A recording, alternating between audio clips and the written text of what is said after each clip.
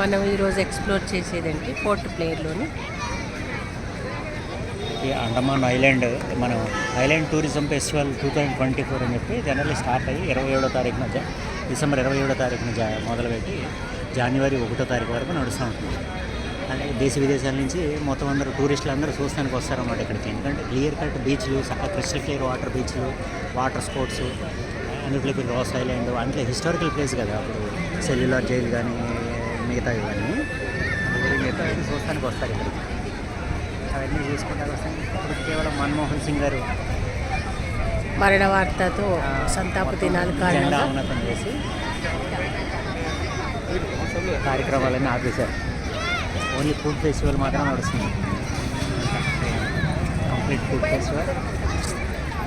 కానీ ఇప్పుడు కూడా పబ్లిక్ బయట నుంచి వచ్చిన చాలామంది ఉన్నారు, కానీ ఈ ప్రోగ్రామ్స్ అయితే ఏమీ లేవు కదా. కల్చరల్ ప్రోగ్రామ్స్ అన్నీ ఆగిపోయినాయి. ఏ స్టేజ్ మొత్తం చీరలు గీర్లు లేకపోతే కిరిసిపోయేది మొత్తం. ఈ గ్రౌండ్ అంతా చాలా రద్దీగా ఉండేది.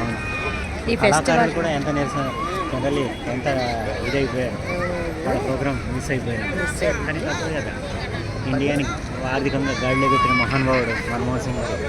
వారికంటే ఏది ఎక్కువ కాదు కదా.